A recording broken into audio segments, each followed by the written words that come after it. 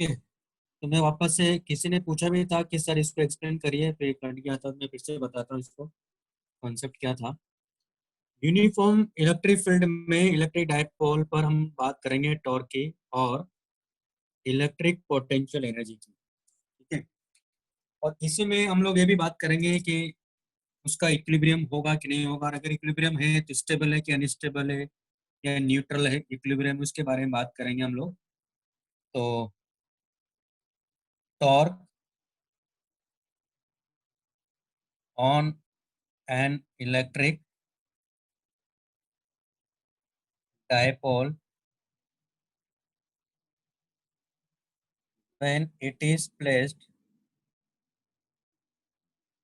in uniform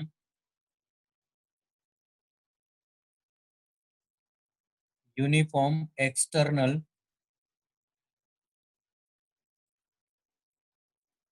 electric field. ठीक है। Uniform electric field.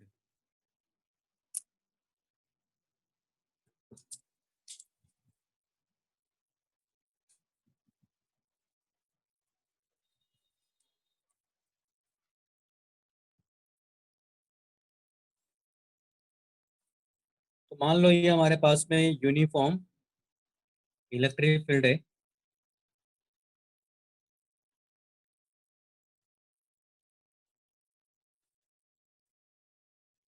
और ये इलेक्ट्रिक डायपोल है, तो यानी ये पॉजिटिव चार्ज यहाँ है, नेगेटिव चार्ज यहाँ है, यानी माइनस क्यू यहाँ है, प्लस क्यू यहाँ है, तो इसको फोर्स इधर की तरफ लग रहा है, क्यू ई, क्योंकि इलेक्ट्रिक फील्ड के अपोजिट फोर्स लगता है नेगेटिव चार्ज पे, पॉजिटिव चार्ज पे इलेक्ट्रिक फील्ड की डायरेक्शन में लगेगा क्यू ई। यहाँ जो लेंथ है इसकी, यानी इन दोनों चार्जेस के बीच की जो डिस्टेंस है वो 12 है। अब मैंने जैसे कहा था कि दोनों का मास सेम हो भी सकता है और दोनों का मास अलग अलग भी हो सकता है, इसलिए हम लोग अगर बात करेंगे तो इसके सेंटर मास के अबाउट बात करेंगे। तो हमें मालूम नहीं कहाँ है, मान लेंगे कि यहाँ कहीं है। यहाँ से कितनी डिस्टेंस पर है, मान लेते हैं कि एक्स डिस्टेंस पर है, और यहाँ से मान लेते हैं कि वाई डिस्टेंस पर है। तो x plus y equal to कितना हो जाएगा, यहाँ 12 हो जाएगा। यहाँ एंगल है, मैंने मान लिया कि थीटा है, और आपको ये मालूम होना चाहिए कि नेगेटिव से पॉजिटिव तरफ पी की डायरेक्शन होती है, यानी पी की इस डायरेक्शन में होगा, वो भी आएंगे उस पॉइंट पे भी। तो अभी इसके टॉर्क की बात करेंगे, तो आप देख रहे हो कि इसकी लाइन ऑफ एक्शन मैं इसको यहाँ ले लेता हूँ, ये पॉजिटिव है, ये नेगेटिव है, ये क्यू ई है, ये भी क्यू ई है, और इलेक्ट्रिक फील्ड इस डायरेक्शन में है, ये एंगल थीटा है। इसकी लाइन ऑफ एक्शन है इस फोर्स की, और यहाँ से परपेंडिकुलर डिस्टेंस इसके इस पॉइंट से, तो अगर ये थीटा है तो ये एंगल भी कितना होगा, थीटा, और हमें मालूम है कि ये एक्स लिया मैंने, तो फिर ये परपेंडिकुलर डिस्टेंस क्या हो जाएगी यहाँ, एक्स साइन थीटा। उसी तरह इसकी लाइन ऑफ एक्शन है, यहाँ से परपेंडिकुलर की बात करेंगे तो ये एंगल भी तो थीटा ही होगा, तो ये अगर वाई है तो ये कितना हो जाएगा, वाई साइन थीटा। अब ये आप देख रहे हो कि ये क्या कर रहा है, इसको ऐसे घुमा रहा है, और ये भी ऐसे घुमा रहा है, तो ये कैसे घूमेगा, इलेक्ट्रिक फोर्सेस जो है इसको ऐसे घुमा रहे हैं। तो नेट फोर्स तो क्या है इसके ऊपर, देखो जीरो है, तो एफ नेट तो यहाँ क्या है। इसका मतलब इससे एक बात और पता चल गई कि यूनिफॉर्म, अगर एक्सटर्नल इलेक्ट्रिक फील्ड में हमने इलेक्ट्रिक डायपोल को रखा है तो उस पर नेट फोर्स क्या होगा, हमेशा जीरो। ये ध्यान रखना है, क्या होना चाहिए, लेकिन electric field uniform external electric field की बात कर रहे हैं हम लोग, तब नेट फोर्स क्या होगा, ऑलवेज जीरो। अब टॉर्क की बात करते हैं, तो टाउ इक्वल टू, ये देखो इसकी लाइन ऑफ एक्शन ये ऐसे घुमाएगा, यहाँ से परपेंडिकुलर डिस्टेंस क्या है, एक साइन थीटा है, तो क्यू ई एक साइन थीटा, ये क्लॉकवाइज है, प्लस ये भी देखो, ये भी इसको ऐसे घुमाएगा, तो ये भी ऐसे घुमा रहा है, इसकी लाइन ऑफ एक्शन क्या है यहाँ, क्यू ई, यानी ये भी क्लॉकवाइज है, और परपेंडिकुलर डिस्टेंस क्या है यहाँ, वाई साइन थीटा, क्लॉकवाइज दोनों क्या हो गए यहाँ, ऐड हो गए, यानी टाउ इक्वल टू क्या लिख सकते हैं, Q E X plus Y sine theta. तो Q E X plus Y कितना हमारे पास में, 12 इंटू साइन थीटा, और हमें मालूम है कि पी इक्वल टू क्या होगा यहाँ, क्यू इंटू 12 ना, ये हमारे पास में इलेक्ट्रिक डायपोल मोमेंट है, तो यहाँ हो जाएगा हमारे पास में tau equal to E into Q into 12 sine theta, यानी E into P sine theta. और अगर इसको वेक्टर में लिखेंगे तो क्या लिखेंगे, पी क्रॉस ई। अब आप कहेंगे सर ई क्रॉस पी क्यों नहीं लिखा, बताते हैं क्या होगा। पी क्रॉस ई, आप यहाँ ध्यान से देखो, ये नेगेटिव है, ये पॉजिटिव है। इलेक्ट्रिक डायपोल मोमेंट की जो डायरेक्शन है वो किधर होगी, नेगेटिव से पॉजिटिव की तरफ होगी। आप देख रहे हो कि ये ई वेक्टर इधर है, इन दोनों के बीच में एंगल कितना है यहाँ, थीटा है। इन दोनों के बीच में एंगल कितना है यहाँ, थीटा है। तो पी इधर है, ई इधर है, तो पी क्रॉस ई। इसका टॉर्क किधर हुआ, अंदर की तरफ हुआ ना, यानी ये टॉर्क किधर है, अंदर की तरफ हुआ ना। ठीक है, तो पी क्रॉस ई आ गया। और मैग्नीट्यूड भी क्या हो गया हमारे पास में, पी ई साइन थीटा, है ना, ये टॉर्क आ गया। Clear.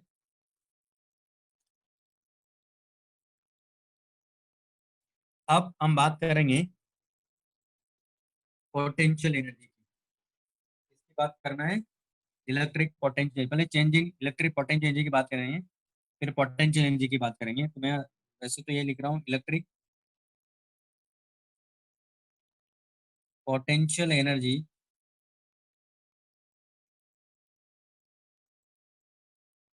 Electric potential energy of an electric dipole, electric potential energy of an electric dipole when placed in external electric field. अभी इलेक्ट्रिक फील्ड, वैसे तो मैं यूनिफॉर्म के लिए बात कर रहा हूँ यहाँ, लेकिन ये यूनिफॉर्म भी हो सकता है, नॉन यूनिफॉर्म भी हो सकता है। तो आगे क्वेश्चंस करेंगे तो क्लियर होगा आपको। इसलिए मैं इस केस में केवल एक्सटर्नल इलेक्ट्रिक फील्ड बोला है। मैंने ये नहीं बोला कि यूनिफॉर्म है कि नॉन यूनिफॉर्म है। ओके।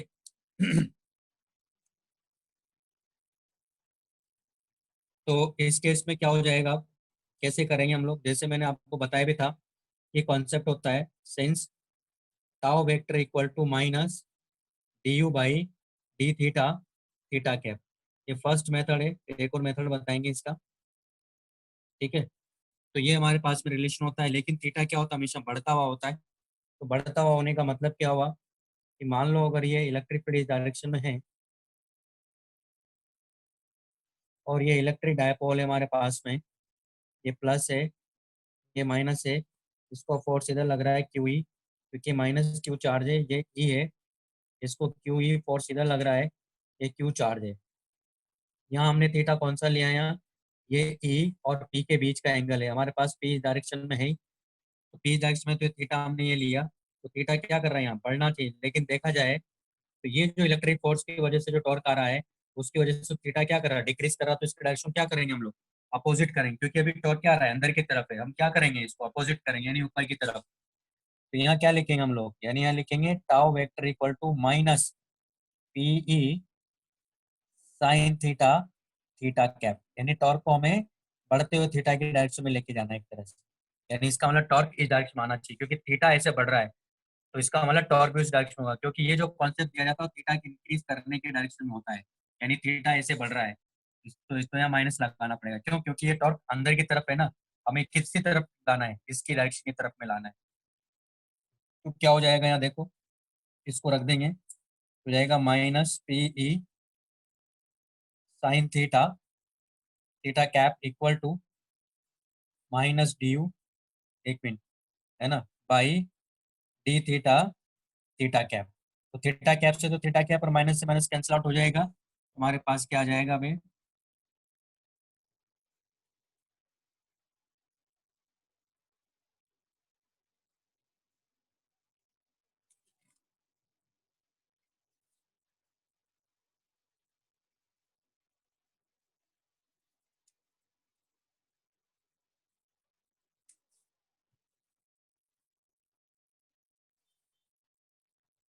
तुम्हारे पास आ जाएगा ये d u equal to p e sine theta d theta, इसको ऐसा लिख सकते हैं।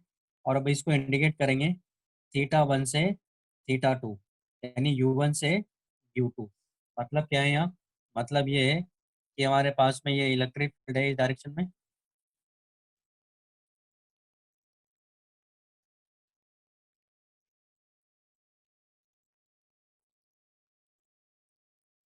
ये नेगेटिव चार्ज है जो कि इस पर फोर्स सीधा लग रहा है क्यू ई, क्योंकि माइनस क्यू है, और इस पर फोर्स सीधा लग रहा है क्यू ई।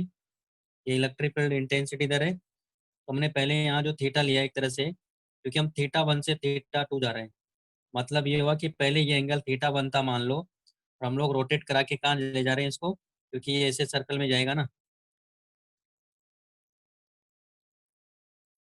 तो ये यहाँ से यहाँ चला जाएगा।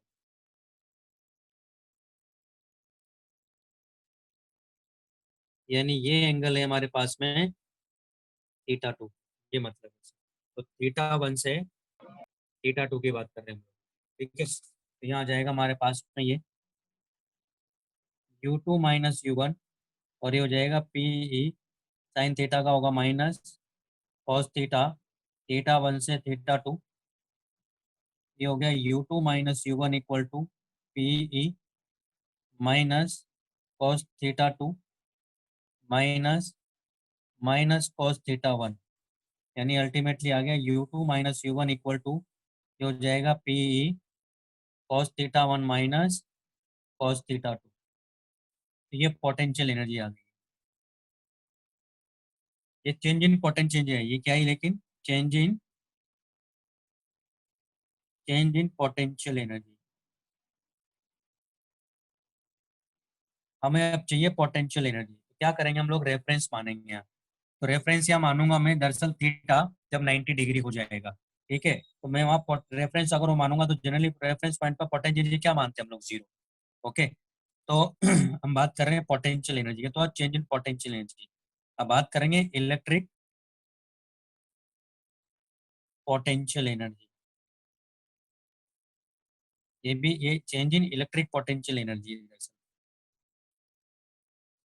ये हम बात कर रहे हैं इलेक्ट्रिक पोटेंशियल एनर्जी,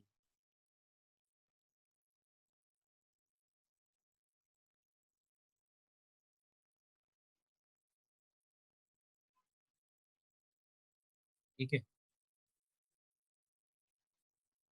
तो इसमें क्या मान रहा हूं मैं कि थीटा टू मान लेता हूँ, theta two equal to 90 degree at theta two equal to 90 degree. मैंने मान लिया कि वहाँ यू टू इक्वल टू क्या है, जीरो। मैं इसको रेफरेंस मान रहा हूँ, ये क्या हमारा रेफरेंस है।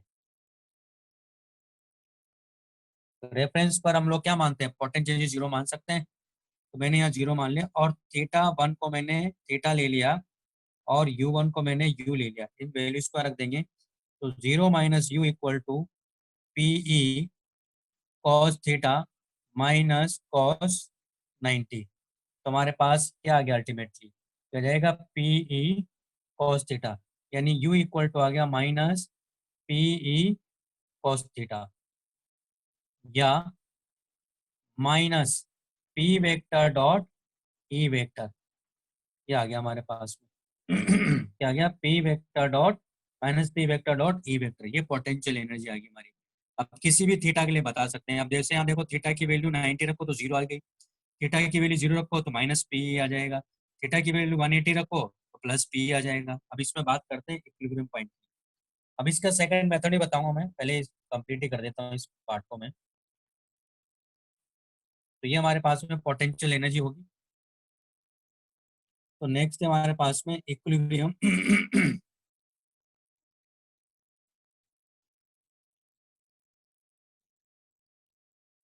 Of an electric dipole in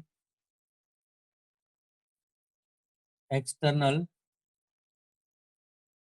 uniform electric field, ठीक है।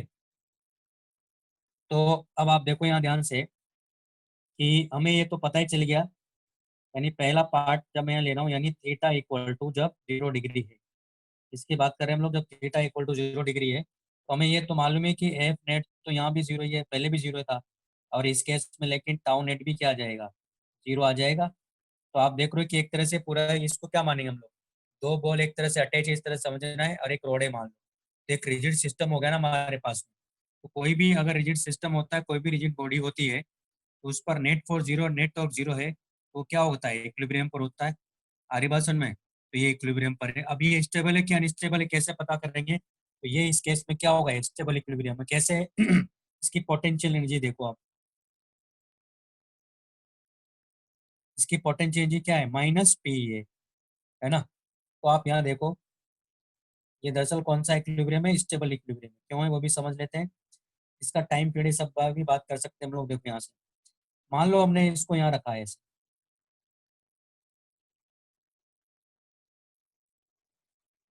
ये प्लस है, ये माइनस है, ये प्लस और ये माइनस। आप देख रहे हो कि ये इलेक्ट्रिक फील्ड है, इसको फोर्स सीधा लग रहा है और इसको फोर्स सीधा लग रहा है।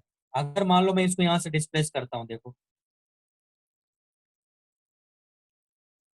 अगर मैं इसको यहाँ से डिस्प्लेस करता हूँ तो आप क्या देखोगे इसमें, इसको इस पॉजिटिव चार्ज की तरफ फोर्स लग रहा है, इधर इस नेगेटिव चार्ज की तरफ फोर्स लग रहा है, इस नेगेटिव चार्ज को इधर फोर्स लग रहा है। ये क्या करेंगे, इसको जैसे ले जाएंगे वापस घसीट के यहाँ ले आएगा, यानी रोटेट करा के यहाँ ले आएगा, यानी कौन सा इक्विलिब्रियम हुआ है, ये हुआ स्टेबल इक्विलिब्रियम।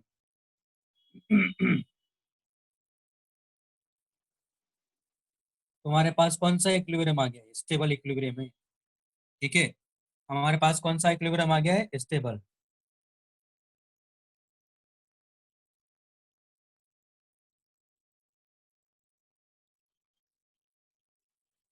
तो ये स्टेबल इक्विलिब्रियम हमारे पास। क्यों, क्योंकि ये वापस अपनी पोजीशन पे चला आ रहा है। नेक्स्ट है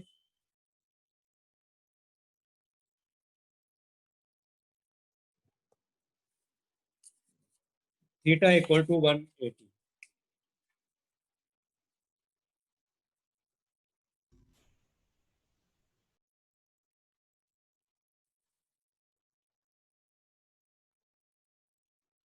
तो दूसरा पॉइंट है हमारे पास में, अगर theta equal to, if theta equal to 180 degree है, तो 180 डिग्री है तो फिर से देखो नेट फोर्स तो जीरो ही है और नेट टॉर्क भी जीरो ही है, यानी ये इक्विलिब्रियम तो है लेकिन स्टेबल है क्या, अनस्टेबल है। यहाँ देखो इसकी पोटेंशियल एनर्जी क्या आ रही है, पोटेंशियल एनर्जी क्या आ रही है इसकी, माइनस पीई कॉस 180, यानी U equal two plus P, यानी पोटेंशियल एनर्जी पॉजिटिव आ रही। इसका मतलब इसकी पोटेंशियल एनर्जी बढ़ गई है। तो आप देखोगे ये अनस्टेबल इक्विलिब्रियम है, देखो कैसे।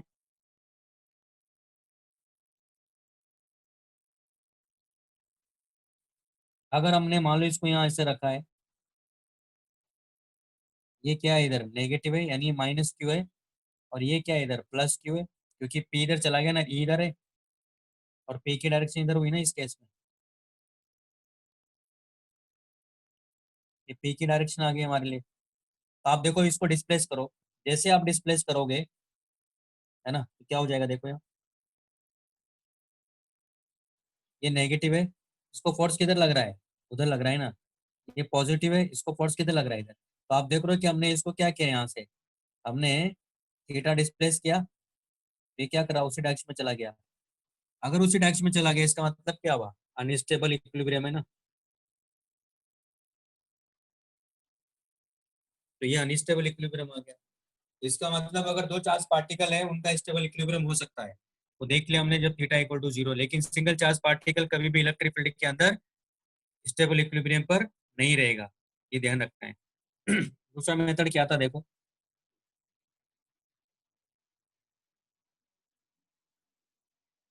देखो स्टेबल इक्विलिब्रियम पे क्या क्या मैंने यहाँ,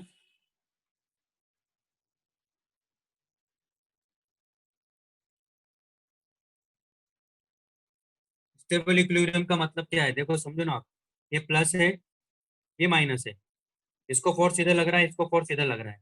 जैसे मैंने इसको डिस्प्लेस किया, जैसे इसको डिस्प्लेस करूंगा, आप देख रहे हो कि इसको फोर्स इधर लग रहा है, इसको फोर्स इधर लग रहा है, ये क्या करेंगे वापस रोटेट करा के यहाँ ले आएंगे ना। यानी आपने इक्विलिब्रियम से जब इसको डिस्प्लेस किया, इसकी टेंडेंसी क्या वापस इक्विलिब्रियम की तरफ जाने की है। वो कौन सा इक्विलिब्रियम होता है, स्टेबल इक्विलिब्रियम होता है। एक तो इक्विलिब्रियम पर क्या होना चाहिए, नेट फोर्स जीरो होना चाहिए, नेट टॉर्क जीरो होना चाहिए, और पोटेंशियल एनर्जी स्टेबल इक्विलिब्रियम तो वैसे मिनिमम होना चाहिए। यहाँ माइनस पी क्या है, मिनिमम ही पोटेंशियल एनर्जी, उसके बाद पोटेंशियल एनर्जी क्या करेगी, इसकी बढ़ती जा रही है। जैसे ही अपोजिट होगा पोटेंशियल एनर्जी क्या होगी, पी हो जाएगी, जो कि मैक्सिमम होगी। वो पोटेंशियल एनर्जी मैक्सिमम भी हो रही है, पोटेंशियल एनर्जी क्या है यहाँ, ये मिनिमम पोटेंशियल एनर्जी भी है। ठीक है, सिंपल कॉन्सेप्ट है, जो आपको वहाँ वर्क पावर एनर्जी पढ़ाया था भाई है। अगर हमने डिस्प्लेस कर वापस आ रहा है इक्विलिब्रियम की तरफ तरफ, इसका मतलब क्या हुआ, कि वो स्टेबल इक्विलिब्रियम में अगर नहीं आ रहा है तो अनस्टेबल इक्विलिब्रियम है, जैसे इस केस में देख लो। यहाँ पोटेंशियल एनर्जी भी क्या है, ये पोटेंशियल एनर्जी दरअसल मैक्सिमम पोटेंशियल एनर्जी। ठीक है, तो इस तरह से करना था। सेकंड मेथड क्या देखो,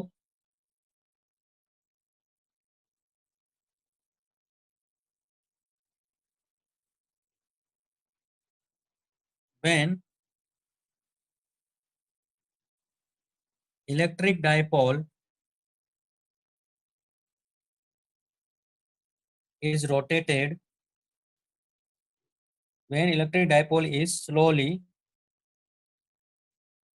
rotated from angle theta 1 to angle theta 2,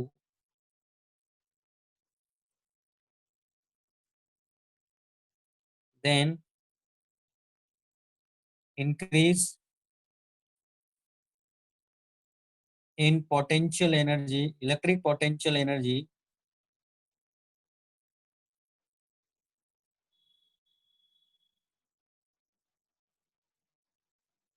will be equal to will be equal to work done by external agent। देखो कैसे,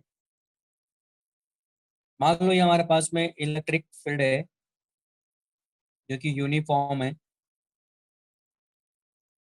ये इधर की तरफ है, और ये पहले मान लो इलेक्ट्रिक डायपोल यहाँ था, ये नेगेटिव है, इस पर फोर्स इधर लग रहा है QE, और इस पर फोर्स इधर लग रहा है QE। इसका मतलब है कि हमें जो फोर्स यहाँ लगाना पड़ेगा, ये मान लेते हैं एंगल थीटा है, हमें यानी इसका मतलब फोर्स इस तरह से लगाना है कि ये मान लो अगर इसको छोड़ देंगे तो क्या करेगा, इलेक्ट्रिक फील्ड क्या करेगा, इसको रोटेट करा देगा इसे। लेकिन अगर मान लो मैं इसको अपोजिट डायरेक्शन में फोर्स लगाऊं, जो कि इसको क्या करे, धीरे धीरे इससे रोटेट कराए, ऐसे धीरे धीरे रोटेट कराए, तो इसकी जो पोटेंशियल एनर्जी इंक्रीज करेगी वो किसके इक्वल हो जाएगी, work done by the external agent आ जाएगी। देखो कैसे, हमें ये मालूम है स्लोली जाने का मतलब क्या हुआ, तो applying work energy theorem, work energy theorem, work energy theorem क्या क्या कह रही है, W external plus W C equal to change in kinetic energy, जबकि यहाँ चेंज इन काइनेटिक एनर्जी क्या होगी, जीरो, और डब्ल्यू एक्सटर्नल माइनस ये क्या हो जाएगा, डी यू, तो डब्ल्यू एक्सटर्नल इक्वल टू क्या हो गया, डी यू।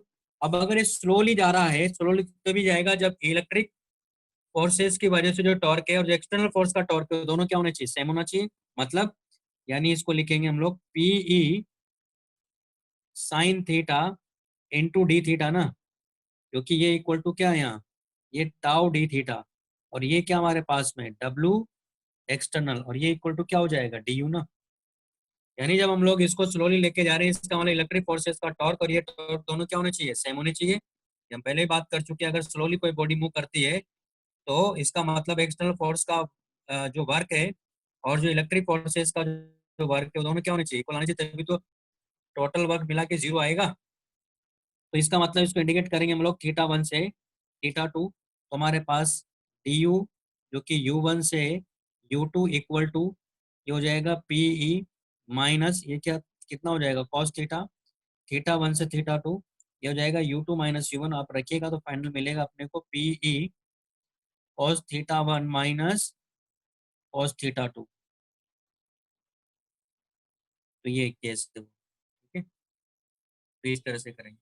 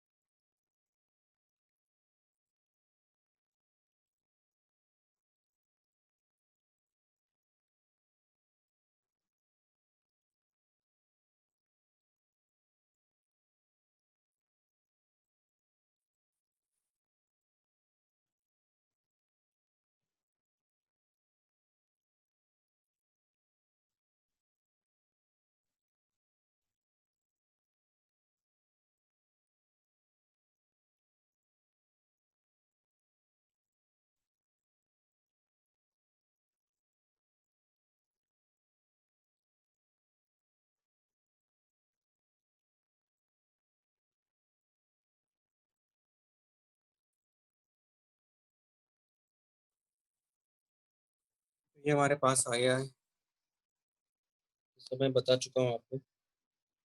अब जैसे क्वेश्चन करता हूँ पहले 89 के पहले और भी क्वेश्चन। हाँ ये 8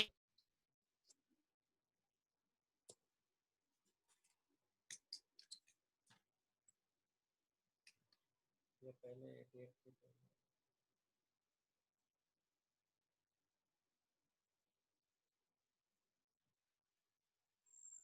find potential at point A and B due to the small charge system fixed near origin। ये हमारे पास में एग्जाम्पल 88 है और इसमें अपने को एक सिस्टम दिया, पहले उस सिस्टम बना लेता हूँ मैं। ये हमारे पास में एक्स एक्सिस है, ये वाई एक्सिस है, यानी जो डायपोल ये बना रहा है यहाँ, तो यहाँ ये -2q और यहाँ ये +q ले रहा है और यहाँ भी ये +q ले रहा है। इसकी साइड लेंथ a है, सॉरी मतलब इन दोनों चार्जेस के बीच की डिस्टेंस a है और इधर भी a दिया हुआ है। हमारे पास में दो पॉइंट है, एक पॉइंट है a यानी 4,3 और दूसरा पॉइंट है b जो कि 3,-4 है। क्वेश्चन में क्या कह रहा है, find potential at point A and B due to the small charge system fixed near origin, distance between the charges is negligible, find work done to bring a test charge q naught from point A to point B slowly, all parameters are in SI units।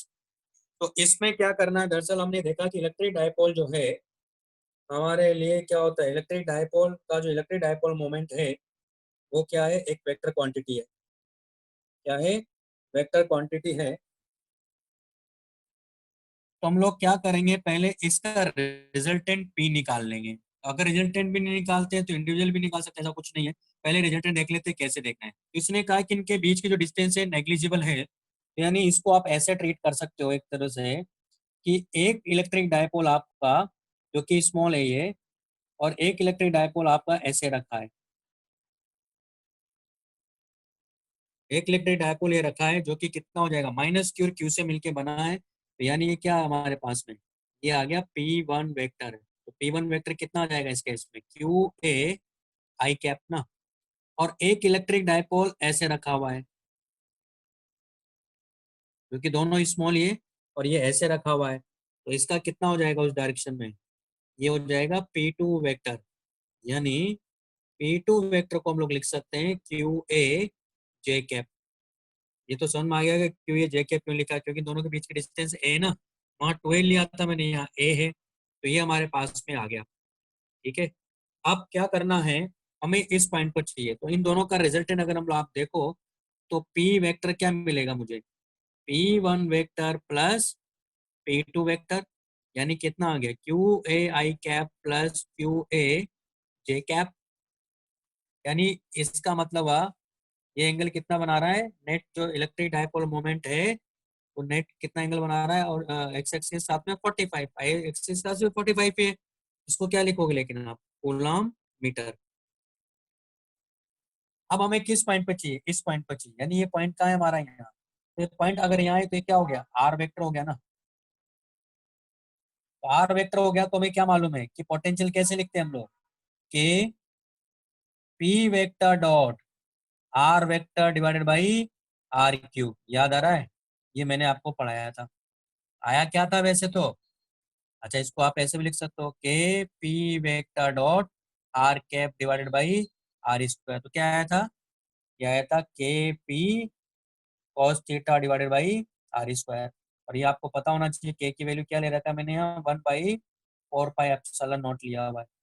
ठीक है, बस ये formula लगा देंगे। तो हमारे पास में ए पॉइंट की बात करेंगे तो आर ए वेक्टर कितना है, वो है 4i cap plus 3j cap metre ना।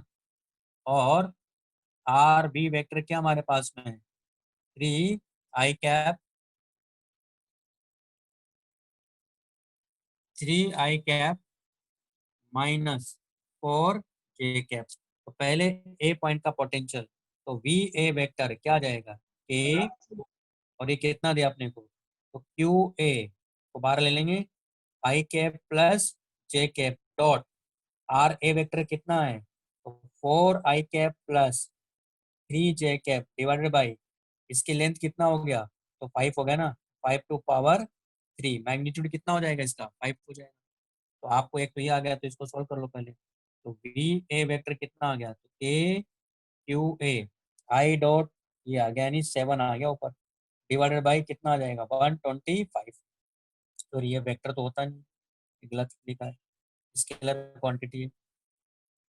फिर वीबी की बात करेंगे, तो वीबी इक्वल टू कितना आ जाएगा, के क्यू ए, तो आई कैप प्लस जे कैप, मैंने यहाँ से क्यू ए को बाहर ले लिया, लिखना तो पी वेक्टर ही था मुझे, डॉट ये कितना है 3 I cap minus 4 J cap divided by कितना हो जाएगा, यानी ये भी 5 है, तो 5 टू पावर 3। तो ये आ गया हमारे पास में के क्यू ए 3 - 4 डिवाइडेड बाई 125। तो इन दोनों पॉइंट का पोटेंशियल आ गया। अब ये कह रहा है कि ए से बी लेकर आ रहे हैं, तो सेकंड पार्ट में क्या कह रहा है, स्लोली लेकर आ रहे हैं, तो applying work energy theorem. Work energy theorem क्या कहती है वापस से देखो, तो W external plus W C equal to change in kinetic energy. आप देख रहे हो कि डब्ल्यू एक्सटर्नल अपने को चाहिए, इसको क्या लिखेंगे, minus d u equal to, ये तो जीरो ही हो गया, माइनस डी यू का मतलब क्या हुआ, डब्ल्यू एक्सटर्नल इक्वल टू ये हो गया फाइनल, यानी q V B, q naught है, चार्ज कितना है यहाँ पर, क्यू नॉट रखा है, तो minus q naught V A. आपको वी बी पता है, वी ए पता है, आप ये वर्क बता सकते हो कि कितना वर्क एक्सटर्नल फोर्स ने किया है, क्यू नॉट आपको पता है, बी ए बी बी आपने निकाल लिया था, सॉल्व कर लेंगे, ये माइनस में आ जाएगा है ना, सॉल्व कर लीजिएगा, आ जाएगा। तो इस तरह से करना था। Next question.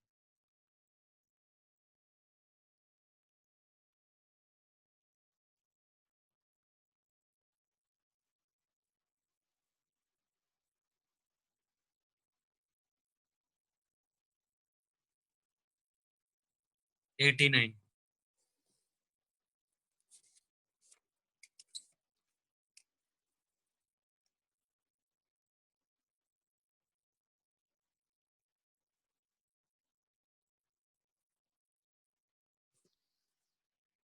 एग्जाम्पल 89 क्या कह रहा है देखो, एक यूनिफॉर्म इलेक्ट्रिक फील्ड है,